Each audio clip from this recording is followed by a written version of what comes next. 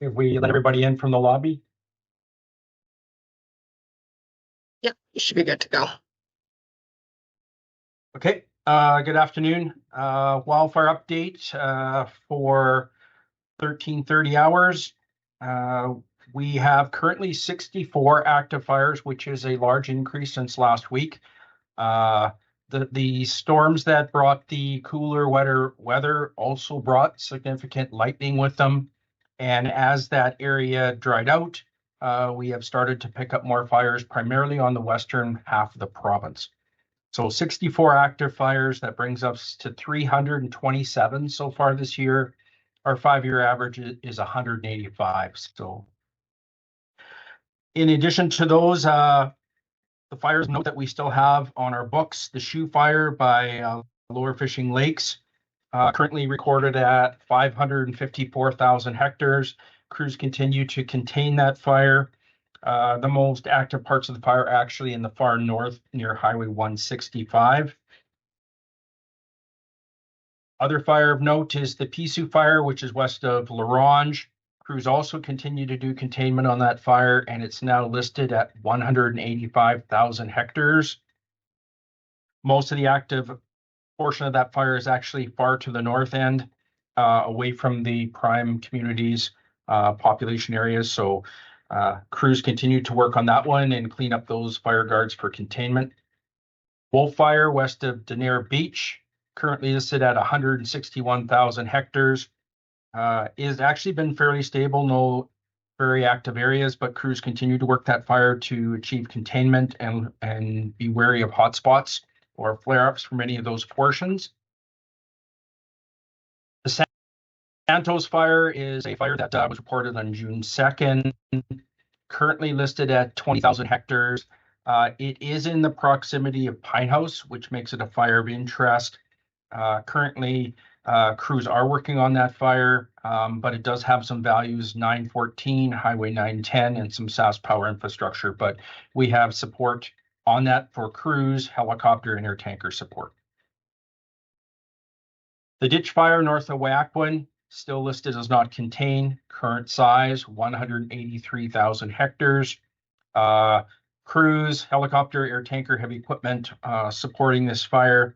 And again, most of the fire activity tends to be in the far north, in sort of the vicinity of Highway 165. The southern portions have been fairly well secured, but work will continue till we can achieve containment on that fire as well. Of the new fires that we got over the weekend here, the one of most note is the Musket Fire, which is north of La Plonge Indian Reserve and the community of Beauval. Current size listed at 8,000 hectares. We have firefighting crews, helicopter support, air tanker support, heavy equipment on that fire. We are seeing the closures of Highway 918 and 165 due to the proximity of that fire. And we currently have evacuations listed, and Marlo will cover some of those evacuations that this fire has triggered, and we'll get into that. But again, we have crews on this fire as well. And to add to the number of fires and the increasing risk, we have brought in a pair of water bombing aircraft from Quebec to assist us on top of our own fleet. And we're also still looking at bringing crews in from other parts of Canada and other jurisdictions. And the last note is currently we have 93 Type 3 firefighters assisting us in our efforts. Thanks, Steve. Marlo, we'll go to you now for the response and recovery update.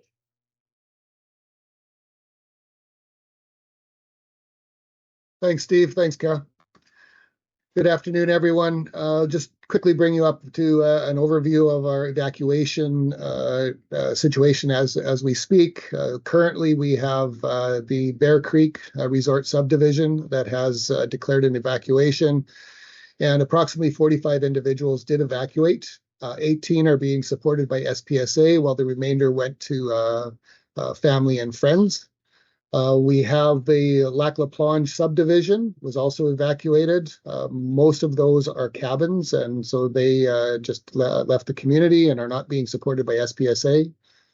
La Planche First Nation also evacuated, and they're being supported by MLTC, and approximately 140 individuals have left that community. We continue to support 2 individuals from East Trout Lake, and we continue to support about 15 individuals from the Denair and Creighton areas. We also are aware that there's other communities in the area that are currently considering evacuations, and they're monitoring the situation. We are reminding residents that they can call 1-855-559-5502 between 8 and 5 p.m. for assistance in registering on the Saska Evac app if needed. And we also want to remind residents that are facing the increased fires that are impacting the communities to reach out to their community leaders for the next steps in case of evacuation. Also want to talk about the financial support briefly. The government of Saskatchewan announced the $500 support payments for those impacted by the wildfire for individuals that are 18 years of age or older. I am pleased to say that over 5.1 million has been transferred directly to residents or to the communities for distribution. And SPSA is actively distributing those checks to residents this week, and we will continue to expand that activity in the coming days into next week. We also want to remind everyone to ensure that you register in the Sask Evac app, regardless of your repatriation status, to make sure that you're eligible and easily accessible for the $500 grant. I also want to talk briefly about the PDAP. Again, we know that many communities have been impacted by the wildfires this year. And under SPSA Provincial Disaster Assistance Program, communities may apply for further assistance during the recovery phase. This coverage may include long-term displacement assistance for individuals, as well as covering the cost of essential uninsurable losses and cleanup. Just a reminder, PDAP is not a replacement for individual insurance. SPSA has also stood up a recovery task team. The recovery task team is looking at options that can be used to provide assistance and post-disaster supports to those devastated by wildfires. This team is focused on the most severely impacted communities and those whose permanent residents were lost due to the wildfires. The current focus of the recovery task team is working with communities to support debris management, post-disaster accommodation, and of course, the mental health supports for those individuals that have been impacted. And with that, Kara, I'll turn it back over to you. Thank you, Steve and Marlo. We can now go into questions. Before we go into questions, just want to remind everyone, we're going to start with one question, and then we will move into follow-up questions once we've gone through our first cycle. And I also want to remind everyone, please state your name and what outlet you are from before you start your question. So we'll first go with Chris V. Yeah, Chris Vandenbrinkle with Global News Saskatoon. This question's for Marlo. Marlo, are you aware of the potential legal action by Procedo Law representing Northern residents calling for some legal action in regards to the wildfire response? And what's your response to that potential legal action? I'm not aware of any legal action at this point in time, Chris. We'll wait and see what happens in the future. Thanks, Marlo. We'll next go to Alec S. Hi there, this is Alec Salome with the Return Post. I'm just wondering, with this pretty dramatic increase in the number of wildfires in the province, is there any idea of bringing back a state of emergency? I know that expired a few days back. Just wondering if, in light of the increased number of wildfires in the province, if there's any need to consider bringing back a state of emergency at this time.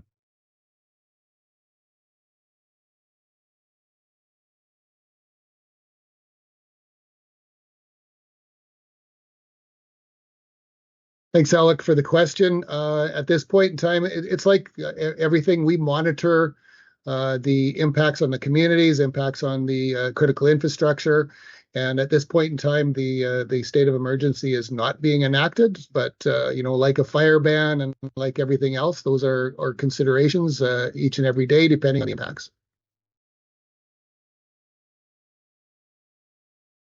Thanks again. Next, we'll go to Jeremy W. Hi, Jeremy Warren with CBC in Saskatoon.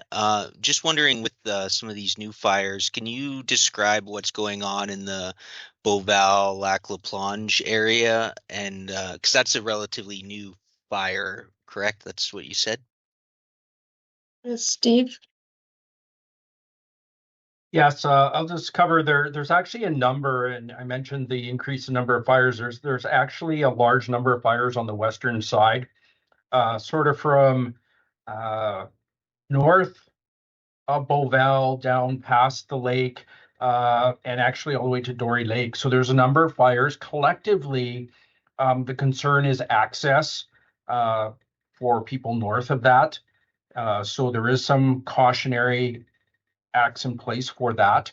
But the biggest fire of that group is actually the Musket Fire. It is in close proximity to Beauval, so they're making preparations, but that fire has led to the evacuation, as we mentioned, of the community of La Plonge, the La Plonge Indian Reserve, and also we have a fire farther north, not the same fire, that led to the evacuation of Bear Creek. So it's actually a number of fires. It's not one big fire. It's just the activity on the west side significantly increased over the weekend due to those fires. Then we came the drying trend, and we started to see those fires get up. And with the breezes that came with them, some of those fires have grown. So nowhere near the size and scope of the fires we've seen so far, but obviously enough to be a concern to those local communities.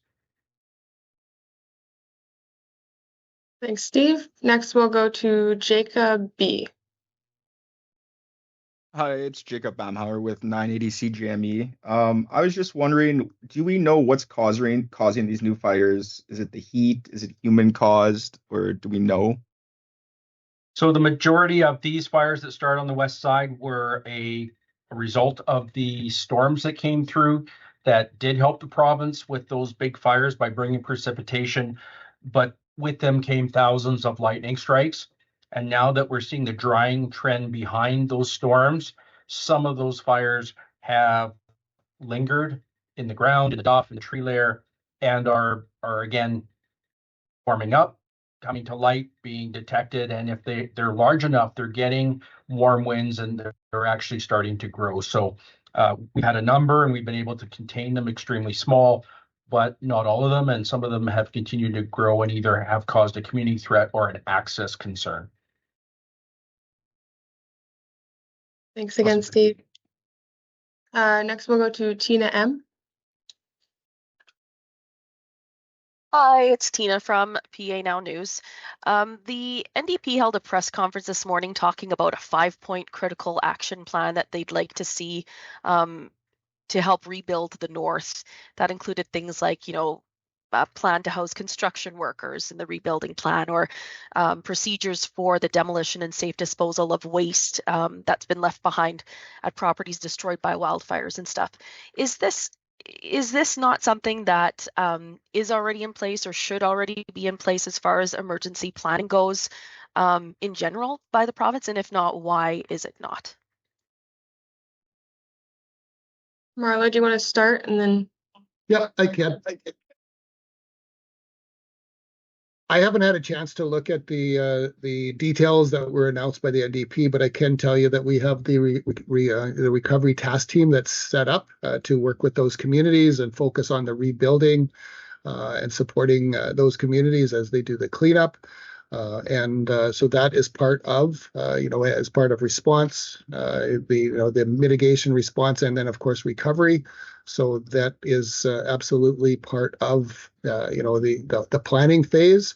And with the recovery task team, we'll be working with those communities to identify opportunities to support those communities as they go into the cleanup.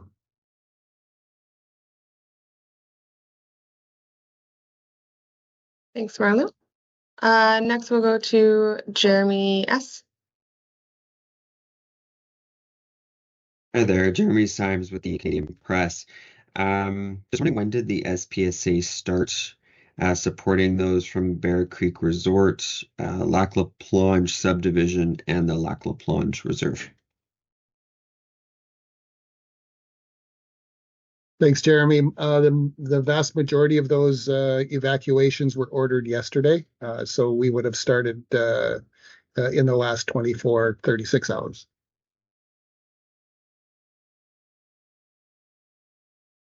Thanks. And next we'll go to Ryan Y.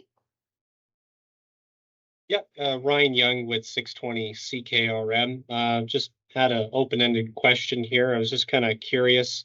It was mentioned that there was talk about bringing in additional personnel from across Canada, and I was just kind of wondering if that includes the Canadian Armed Forces as well.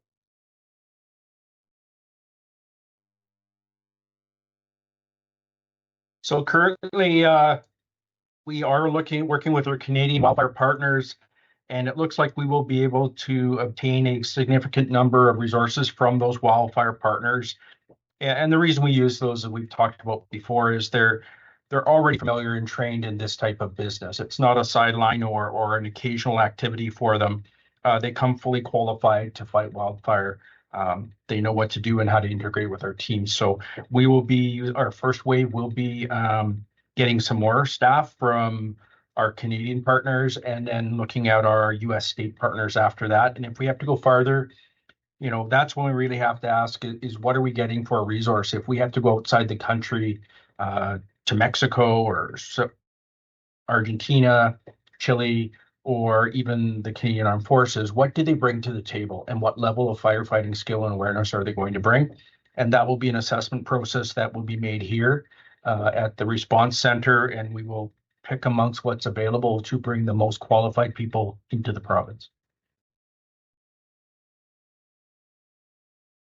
Thank you, Steve. Next we'll go to Jason Kerr, please. Hi, Jason Kerr with the Prince Albert Daily Herald. This question is for Steve. I know you don't have a crystal ball, but I'm wondering what you are expecting for the summer months here in Prince Albert. It's been a wildfire season. Do you expect that things are going to return to normal through July and August, or will we be seeing more unexpected wildfire activity? So we're officially at the halfway point, and the first half has been, as we've known, fairly extreme. We would expect, based on the long-term forecasting, a above average, and by above average mean warmer and drier, is what's predicted for July, August for the Canadian long-term weather pattern, and which means that we will continue to have to manage these large fires, be ready proactively to deal with new fires that come up, and understand that they will be likely to be aggressive and large because of the weather pattern. So similar to what we saw in 2024 with the same type of weather pattern into July, August period. Thanks, Steve. We'll go to Stacey H next. Hi, Stacey Hines, CTV News here. I just have a question from my colleague. She's asking what the province plans to do before wildfire season next year to mitigate possible damage. So we do have existing programs that exist for people to protect their own property and understand how to manage wildfire risks. We also have programs that communities can adopt to ensure that they can reduce their risk, be better prepared. And that's everything from protecting the foliage and the properties themselves to preparing an evacuation plan, an emergency plan. So those programs already exist. Ironically, if you have a busy fire season, the interest for those programs increases as well, obviously. So we will take advantage and make sure that we have information for people that now are aware of the wildfire risk and do want to be proactive and take some of these choices, whether they're at the community level or the local level. And we will continue to leverage those programs. Some of them are provincially funded, some are shared with the federal government.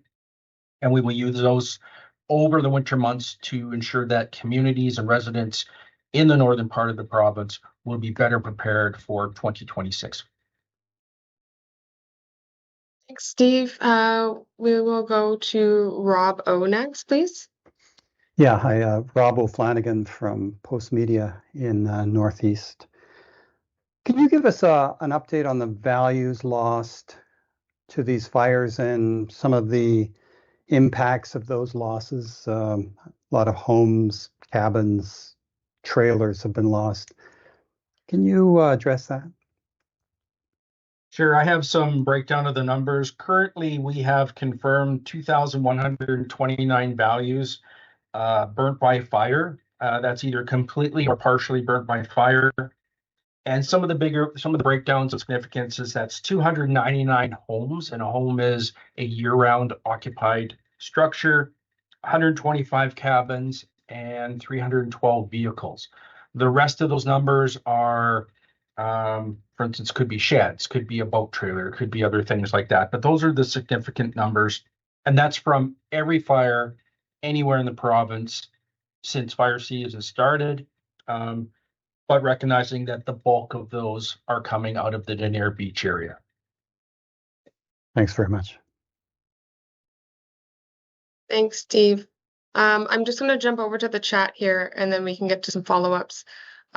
There's a question from Tina in the chat. She's wanting to clarify, and I'll just read it here, about the Recovery Task Force. Is that something that was already in place or something that came together in the last couple of weeks?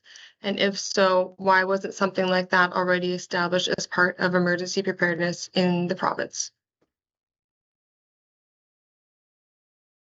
Thanks for the question. The recovery aspect of it has always been part of the SPSA mandate, but the impacts to Denier Beach and others really required a wraparound all government support. So the recovery task team was part of SPSA, but bringing in experts from a number of different ministries, crowns that will really be able to bring greater support to those impacted communities and individuals. Thanks, Marlo. And we can go to follow-ups now. Chris V. Yeah, Chris Vandenbrekel with Global Saskatoon again. So, Marlo, I believe you were talking about some other communities considering evacuations. I believe Steve mentioned that access was a primary concern. Not a whole lot of roads up in that area. So if access is the concern, are there considerations for communities like La Loche, Isle Cross, those areas, Buffalo Narrows, given that there's not much road access up there? Thanks for the question. Right now, we're aware of Beauval that is in considering their risks and determining whether they need to evacuate. The other communities, of course, we will be having our ESOs and in contact with those community leaders. And should the risk to those access points be jeopardized, that may be a requirement in the future, but it's not being considered right now.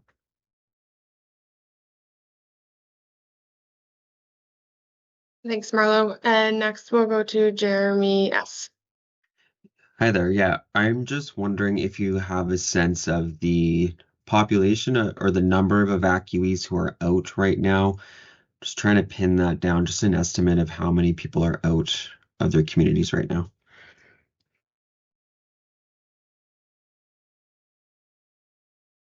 We're aware of approximately 45 individuals from Bear Creek Resort Subdivision.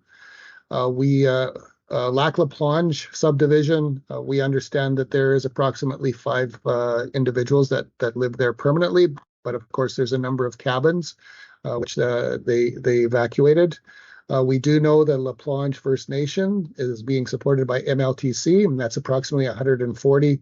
So we're at about 200 individuals being supported by either SPSA, MLTC, or others.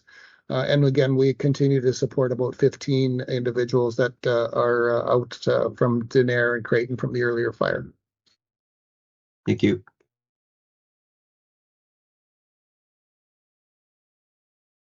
Yeah, we'll go to Alec S next. Hey there. Just wondering, when last I think I was on one of these, you mentioned, it would have been on the 23rd, that with the rain coming, there was an opportunity to kind of get ahead of a few fires, go and assess things, and move some resources around. I'm wondering if you might be able to talk about some of the efforts that were achieved or realized during what was hopefully a bit of a downtime with some of the cooler, wetter weather in the north.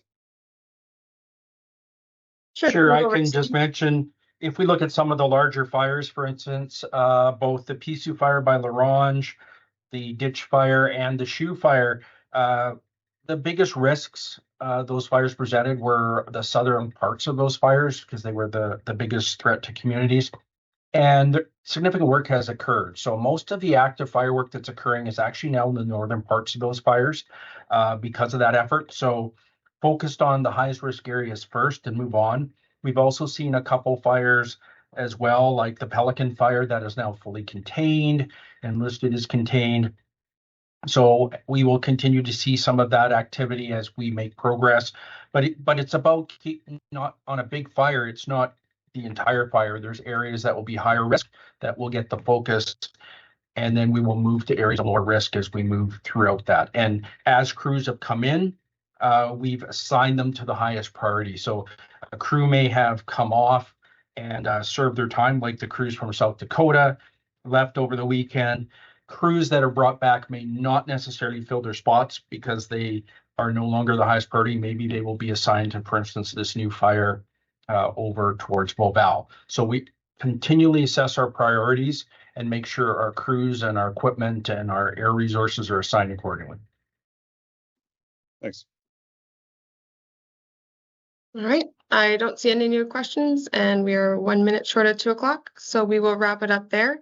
Thank you, everybody, for attending, and this will be up on Facebook and YouTube shortly. Have a safe rest of your day.